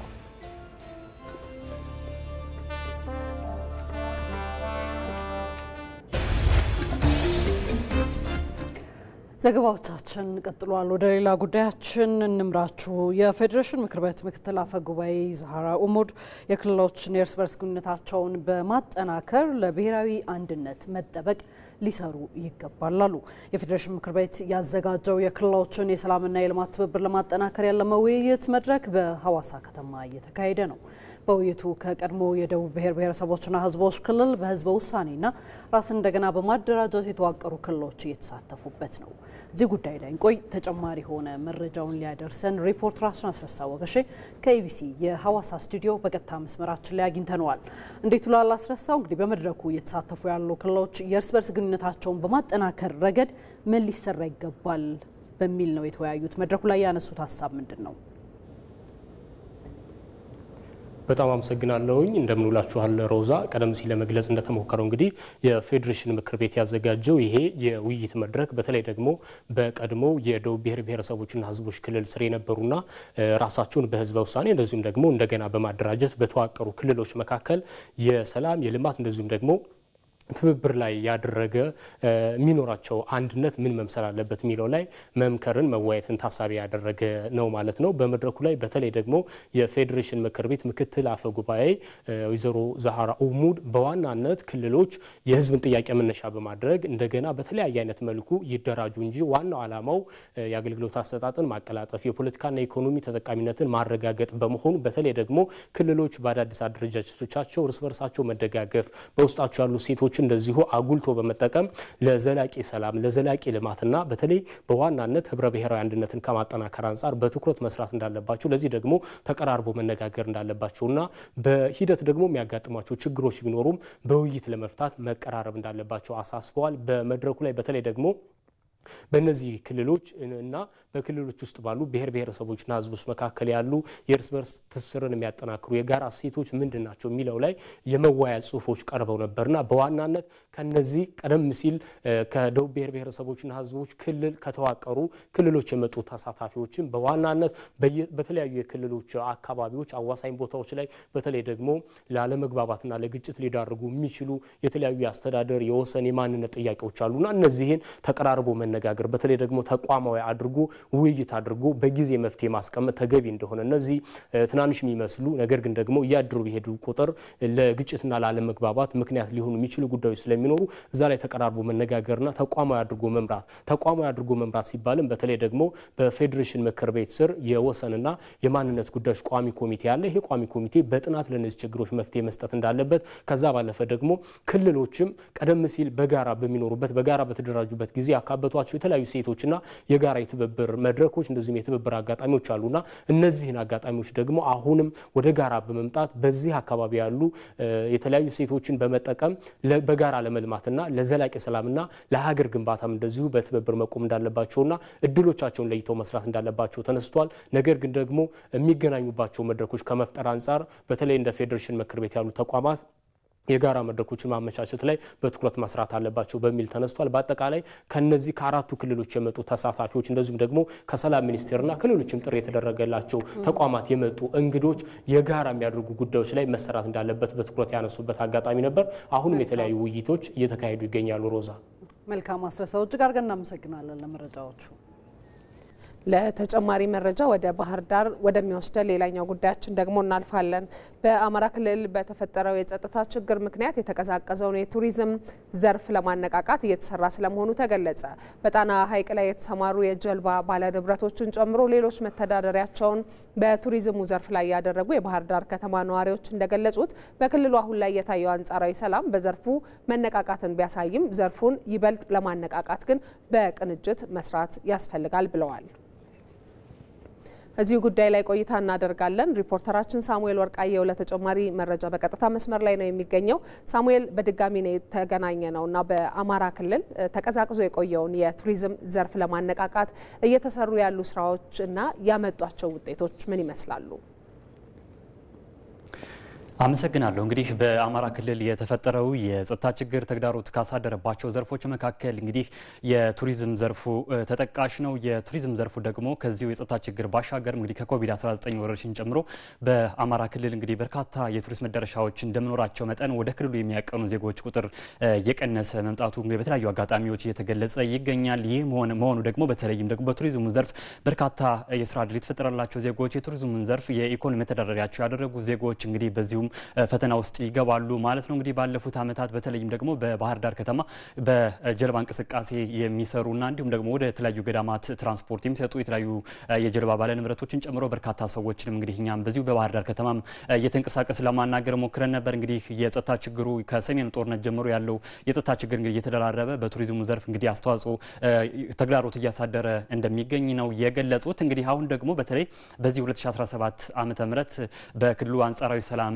መታየት ጀምሯል። በዚሁ ምክንያትም እንግዲህ ብዙም ባይባልም የተሻለ የቱሪስት ፍሰት እየታየ እንደሚገኝ ነው እንግዲህ የገለጹ። ይህን ደግሞ ወደ ቋሚና በተለይም ደግሞ ወደ ተሟላ ሰላም ክልሉን በማሻገርም የቱሪዝሙን ዘርፍ ማነቃቃት እንደሚያስፈልግ ነው ሀሳባቸውን የሰጡት። እኛም እንግዲህ በተለይ የአማራ ክልል ባህልና ቱሪዝም ቢሮ ምን እየሰራ ነው ስንል ጠይቀን ነበር። የባህል ቱሪዝም ቢሮ ኃላፊው አቶ መልካሙ ጸጋይም እንግዲህ ማብራሪያ ሰጥተው ነበር። በተለይ የክልሉን የተገኘውን አንጻራዊ ሰላም በመጠቀም የቱሪዝሙን ዘርፍም ለማነቃቃት በርካታ ስራዎች እየተሰሩ እንደሚገኙ ነው የገለጹት። ከነዚህም መካከል በክልሉ ያለውን አንጻራዊ ሰላም ላለው ማህበረሰብ የማስታወቅና ሌሎችም በተለይም ደግሞ ጎብኚዎችም ወደ ተለያዩ መዳረሻዎች እንዲያቀኑ የማድረግና እንዲሁም ደግሞ ባለድርሻ አካላት የሆቴሎች ባለቤቶች አሉ፣ በተለይም ደግሞ አስጎብኝ ድርጅቶችና ሌሎችም የአገልግሎት ሰጪ ተቋማትም አሉ። ከነሱ ጋር በርካታ ውይይቶችን በማድረግ በክልሉ ያለውን አንጻራዊ ሰላም በመጠቀም በተለይም ደግሞ የቱሪዝም ዘርፍ ለማነቃቃት በትኩረት እየተሰራ እንደሚገኝ ነው የገለጹት ማለት ነው። ከዛ በተጨማሪም እንግዲህ በተለይም አዳዲስ የቱሪስት መዳረሻዎችንም በክልሉ የማልማት ስራዎች እየተሰሩ እንደሚገኙ ነው የገለጹት።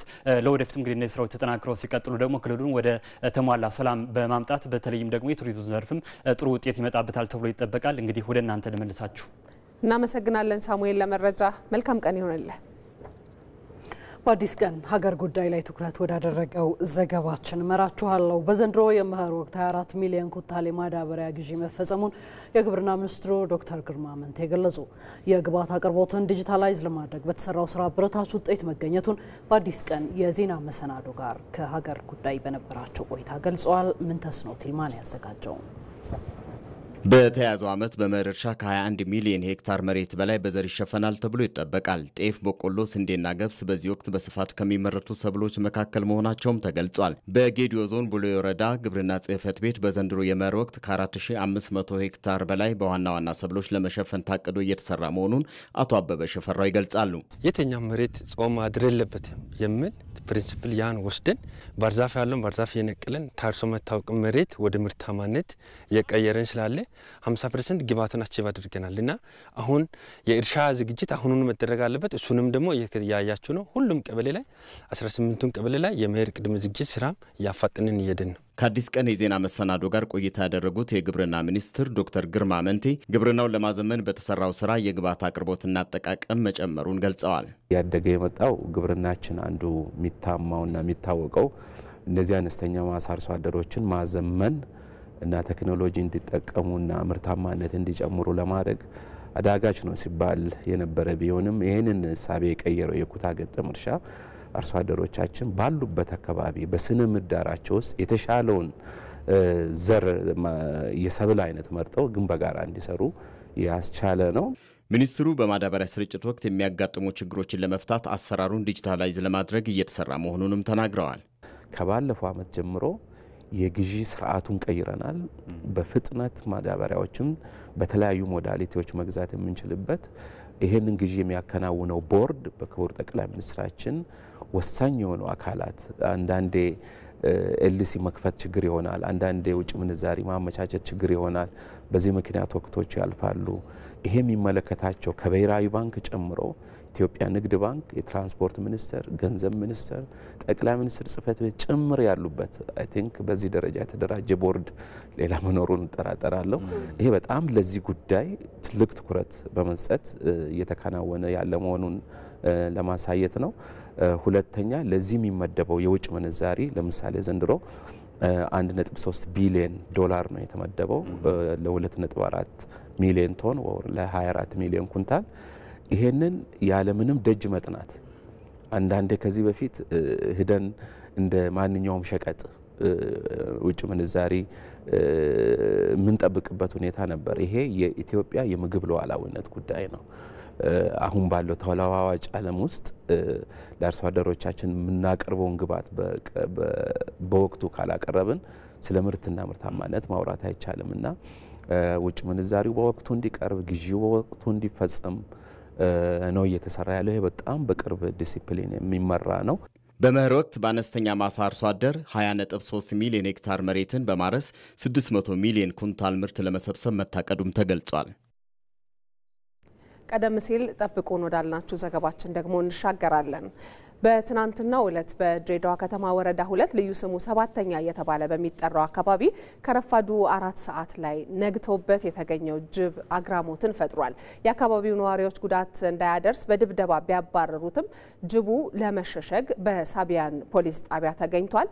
አያንቱ ምሩ የህግ ያለህ ብሎ ፖሊስ ጣቢያ የተገኘውን ጅብ ጉዳይ በተመለከተ ተከታዩን አሰናድታለች። ለወትሮ የምስራቁን የሀገሪቱን ክፍል ስናስብ ጅቦች ከማህበረሰቡ ጋር ተላምደው የሚኖሩበት አካባቢ መሆኑ ይታወቃል። በርካቶችም ይህንን ለየቅል የሆነ ባህሪ ያላቸውን ጅቦችና ሰዎች ተላምደው የሚኖሩበት ሚስጥር ለመፈተሽ ወደ ድሬዳዋና ሀረር ያቀናሉ። በዚያም በተመለከቱት ነገር ይደመማሉ። የጅቦቹና የሰዎቹ መላመድ እንዳለ ሆኖ አንዳንዴ ጅቦቹ እንስሳዊ ባህሪያቸው ትውስ ሲላቸው ሰዎች ላይ ጉዳት ማድረሳቸው የሚጠበቅ ተፈጥሯዊ ባህሪ ነው። በትናንትናው ዕለትም በድሬዳዋ ከተማ ወረዳ 2 በልዩ ስሙ ሰባተኛ እየተባለ በሚጠራው አካባቢ ከረፋዱ 4 ሰዓት አንድ የነጋበት ጅብ ድንገት ይከሰታል። የአካባቢው ነዋሪዎችም ጅቡ ጉዳት ከማድረሱ በፊት ልንቀድመው ይገባል በማለት ዱላ፣ ድንጋይ እንዲሁም ሌሎች የተለያዩ ነገሮችን በመጠቀም እየደበደቡት ማባረር ይጀምራሉ። የሰዎቹን ድብደባ መቋቋም የከበደው ጅብም ሕይወቱን ለማትረፍ እግሬ አውጪኝ በማለት ይፈረጥጣል።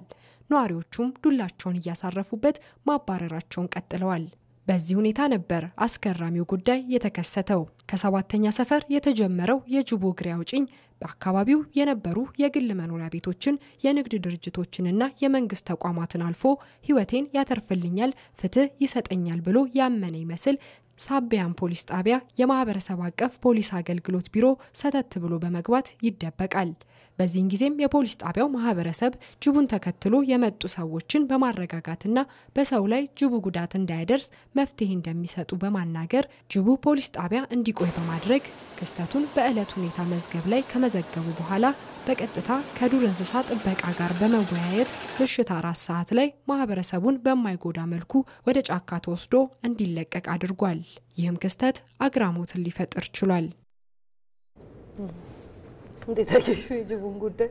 የህግ ያለ እያለ ገብቷል ብለሽ ነበር። ፍትህ አግኝቶ ይወጣል፣ ተመልሷል ወደ መኖሪያ ጫካው። ጎበዝ ብልጥ ጅብ ነው። ለማንኛውም ገረሜታን የሚያጭር ዘገባ ነበር ያደረስናችሁ ተመልካቾቻችን። ዜና ኢትዮጵያችን ላይ ትገኛላችሁ። ወደ ውጭ ርዕሰ ጉዳያችን እንሻገርም። በኢራንና እስራኤል መካከል ላለፉት 12 ቀናት የዘለቀው ግጭት ያበቃል ሲሉ የአሜሪካው ፕሬዝዳንት ዶናልድ ትራምፕ ተናገሩ። ቴህራን በመካከለኛው ምስራቅ የሚገኙ የአሜሪካ የጦር ሰፈሮች ላይ ጥቃት ማድረሷም ተሰምቷል። ትራምፕ ደካማ ሲሉ በጠሩት የኢራን የበቀል ጥቃት ምንም ጉዳት አለመድረሱን ገልጸው በሁለቱ ሀገራት መካከል የነበረው ግጭት መቆሙን በማህበራዊ ትስስር ገጻቸው አጋርተዋል። ምን ተስኖት ይልማ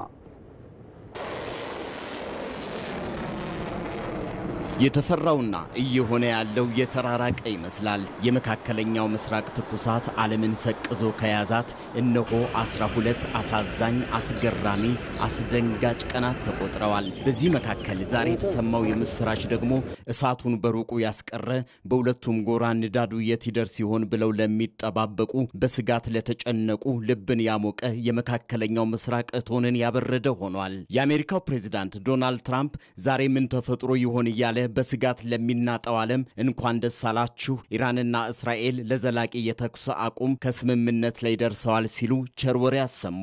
ያልተጠበቀ ምናልባትም ማንም ያልገመተው የምስራች ለዓመታት ይዘልቃል፣ መካከለኛ ምስራቅን ሙሉ ለሙሉ ያጠፋል፣ ከሁለተኛው የዓለም ጦርነት ወዲህ አስከፊ እልቂት ይዞ ይመጣል የተባለው መቅሰፍት መቋጫ ማግኘቱ ተሰማ። የተኩስ አቁም መተግበር መጀመሩን የገለጹት የአሜሪካው ፕሬዝዳንት ዶናልድ ትራምፕ እንዳትጥሱት ሲሉ ሁለቱንም ተፋላሚ ኃይሎች አስጠነቀቁ።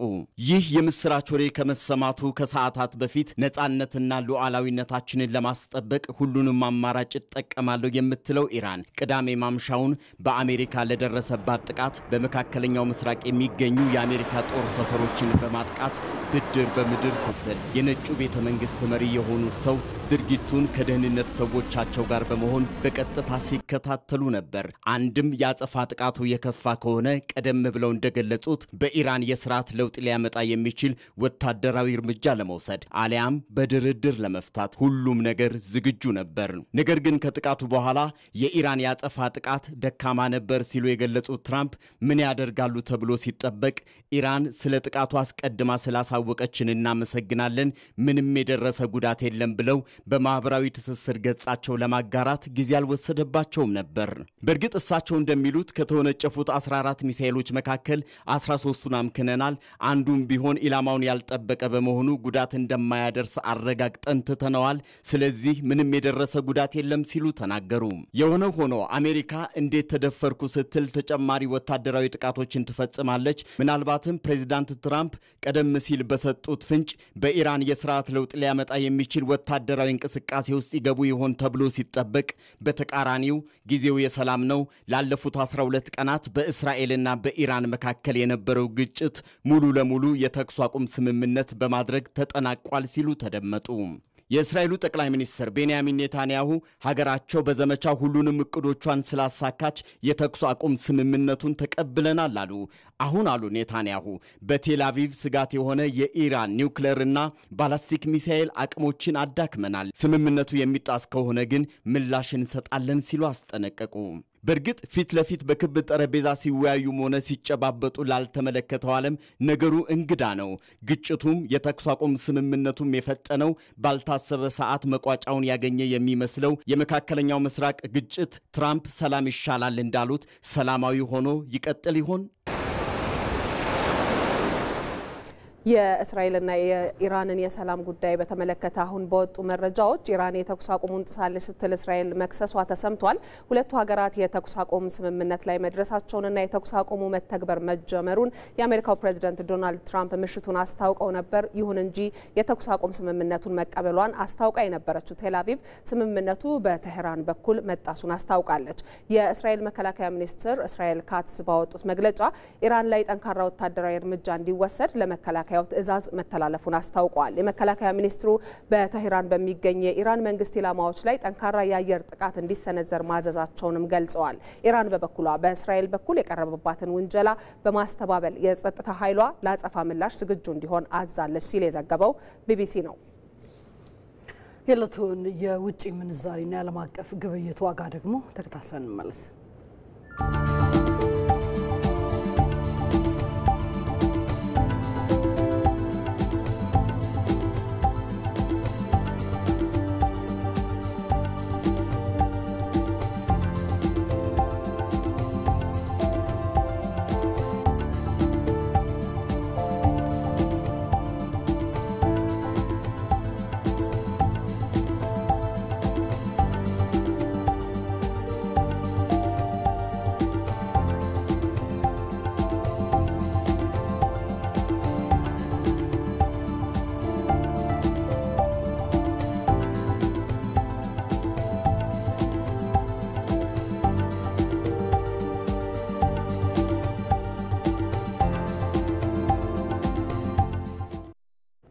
በመጨረሻም የስፖርት ዜና የፊፋ የዓለም ክለቦች ዋንጫ የምድብ የመጨረሻ ጨዋታዎች ዛሬ መደረጋቸውን ይቀጥላሉ። በምድብ 3 ምድቡን በበላይነት ለመደምደም ወደ ሜዳ የሚገባው ባየር ሙኒክ ማለፉን ለማረጋገጥ ከሚጫወተው ቤኔፊካ ጋር ምሽት 4 ሰዓት ሲጫወት፣ በምድብ 4 የሚደረገው ተጠባቂ ጨዋታ ኤስፔራንስን ከቼልሲ ሌሊት 10 ሰዓት ላይ ያገናኛል። ምህረት ተስፋዬ ማለፉን ያረጋገጠውን የቡንደስሊጋውን ሻምፒዮን ባየርን ሚኒክን የያዘው ምድብ 3 የብራዚል ቡድኖች ፈታኝ ሆነው በቀረቡበት መድረክ ፍላሚንጎና ቼልሲ የሚገኙበት ምድብ 4 ቼልሲ ከኤስፔራንስ የሚያደርጉት ጨዋታ ተጠባቂ ሆኗል። ባየርን ሚኒክ፣ ቤኔፊካ፣ ቦካ ጁኒየርስና ኦክላንድ ሲቲ በሚገኙበት ምድብ 3 ባቫሪያኑ ወደ ጥሎ ማለፋቸውን ቀደም ብለው አረጋግጠዋል። የቡንደስሊጋው ሻምፒዮን ምሽት 4 ሰዓት ከቤኔፊካ በሚያደርገው ጨዋታ ካልተሸነፈ ደግሞ ምድቡን በበላይነት መርቶ ያጠናቅቃል። ባለፉት ሁለት የምድብ ጨዋታዎች በድምር 12 ግቦችን ያስቆጠረው ባየርን የምሽቱን ጨዋታ እንደሚያሸንፍ በርካቶች ግምታቸውን አስቀምጠዋል። ኦክላንድ ሲቲ ላይ 10 ግቦችን አስቆጥረው ሲያሸንፉ ቦካ ጁኒየርስን ደግሞ 2-1 ማሸነፋቸው ይታወሳል። የፖርቹጊዝ ፕሪሚየር ሊጋው ክለብ ቤኔፊካ የምድቡን የመጀመሪያ ጨዋታ ከአርጀንቲናው ቦካ ጁኒየርስ አቻ ሲለያይ በሁለተኛው የምድቡ ጨዋታ ኦክላንድን አሸንፎ ከባየርን በመቀጠል በምድቡ የተሻለ እድል እንዲይዝ አስችሎታል። ቤኔፊካ እድሉን በራሱ የመወሰን እድል ያለው ሲሆን 1 ነጥብ ወደ ቀጣዩ ዙር ያሳልፈዋል። ማሸነፍ ደግሞ የምድቡ የበላይ ሆኖ እንዲያጠናቀቅ ያስችለዋል። ቻርሎቴ በሚገኘው ባንክ ኦፍ አሜሪካ ስታዲየም ላይ በሚደረገው ጨዋታ ከተሸነፉ በምድቡ ሌላኛው ጨዋታ ኦክላንድ ሲቲ ከቦካ ጁኒየርስ የሚያገናኘውን ጨዋታ ውጤት ይጠብቃሉ። የሁለቱ ክለቦች የመጨረሻ የእርስ በርስ ጨዋታ በአዲሱ የአውሮፓ ሻምፒየንስ ሊግ ፎርማት በሊግ ስቴጅ ጨዋታዎች ባየርን 1-2 አሸንፏል። ባየር ሙኒክ ምድቡን በበላይነት ማጠናቀቁን ካረጋገጠ በምድብ 4 ሁለተኛ ሆኖ ከሚያጠናቅቀው ቼልሲ አሊያም ኤስፔራንስ ይገናኛል። ቤኔፊካ ባየር ሙኒክን ተከትሎ ሁለተኛ ሆኖ ማለፉን ካረጋገጠ ደግሞ ከፍላሚንጎ ይገናኛል። ሌላኛው የዚሁ ምድብ ጨዋታ የኒውዚላንዱን ክለብ ኦክላንድን ከአርጀንቲናው ቦካ ጁኒየርስ ያገናኝ ምሽት 4 ሰዓት ጊዮዲስ ፓርክ ላይ ይከናወናል። ቦካ ጁኒየርስ በምድቡ 1 ነጥብ ሲይዝ ለማለፍ በሰፊ ግብ ልዩነት ማሸነፍና የቤኔፊካን መሸነፍ ይሻል። በምድብ 4 የምድቡ መሪ በመሆን 16ቱን መቀላቀሉን ያረጋገጠው የብራዚሉ ፍላሚንጎ የምድቡን 3ኛ ጨዋታ በድል ለማጠናቀቅ አልሟል። በኦርላንዶ ፍሎሪዳ በሚገኘው በካምፒንግ ወርልድ ስታዲየም ከምድብ መሰናበቱን ካረጋገጠው ሎስ አንጀለስ ጋር ሌሊት 10 ሰዓት ጨዋታውን ያደርጋል። ፈታኝ ተጋጣሚ ሆኖ የቀረበው ፍላሚንጎ ቼልሲንና የቱኒዚያውን ኤስፔራንስን ማሸነፉ ይታወሳል። ፍላሚንጎ በጥሎ ማለፉ በምድብ 3 ሁለተኛ ሆኖ የሚያጠናቅቀውን ቡድን ይገጥማል። ምድብ 3 ላይ አሁን ባለበት አቋም ቤኔፊካን የማግኘት እድሉም ሰፊ ነው። በዚህ ምድብ ተጠባቂው በሆነው ጨዋታ ፊላደልፊያ በሚገኘው ሊንከን ፋይናንሻል ፊልድ ስታዲየም የቱኒዚያውን ኤስፔራንስ ከቼልሲ ሌሊት 10 ሰዓት ያገናኛል። የምድቡን ጨዋታ በድል ከጀመረ በኋላ በአሸናፊነት ያልቀጠለው ቼልሲ ሎስ አንጀለስ ላይ ካሳካው ድል በኋላ ለሌላ ድል ተዘጋጅቷል። ተጋጣሚው ኤስፔራንስ ከምድቡ የመጀመሪያ ጨዋታ ሽንፈት በኋላ ሎስ አንጀለስን ካሸነፈ በኋላ ተከታታይ ድል ለማሳካትና 16ቱን ለመቀላቀል አልሟል። ሁለቱም ተመሳሳይ 3 ነጥብ በያዙበት ምድብ ኤስፔራንስ ባለበት አንድ የግብ ዕዳ ቼልሲን ተከትሎ 3ኛ ደረጃ ላይ ይገኛል። የቼልሲው አሰልጣኝ ኢንዞ ማሬስካ የቋሚ 11 ላይ ለውጥ እንደሚያደርጉ ከጨዋታው በፊት ተናግረዋል። ሬስ ጄምስ በህመም በልምምድ ወቅት ያልነበረ ተጫዋች ነው። የ34 ጊዜው የቱኒዚያ ሊግ ሻምፒዮን ኤስፔራንስ ለአዲስ ታሪክ ተዘጋጅቷል። ከሁለቱ ክለቦች ሁለተኛ ደረጃን ይዞ የሚያጠናቅቀው ከምድብ 3 አንደኛ ጋር ይገናኛል። ባየር ሙኒክ ተጋጣሚው ክለብ ሊሆን እንደሚችልም ይጠበቃል። ተመልካቾቻችን ዜና ኢትዮጵያችን በምዕራፍ 1ና በምዕራፍ 2 ተከፋፍሎ እስካሁን ድረስ የተለያዩ ሀገራዊ ዓለም አቀፋዊ ትኩስ የሆኑ መረጃዎችን እያደረሳችሁ ቆይታ አድርጎ ነበር። ዜናውን በመምራት ደግሞ ሮዛ መኮንንና ማህሌት ታደለ ከመላው የስቱዲዮ ባለሙያዎች ከዳይሬክተራችን ቃሲም ሸምሱ እንዲሁም ከዜና ኢትዮጵያ አዘጋጅ ፋሲካ ያሌው ጋር በመሆን ቆይታ አድርገናል። ከኛ ጋር ስለነበራችሁ እናንተንም እናመሰግናለን። ሰላም ዋሉ።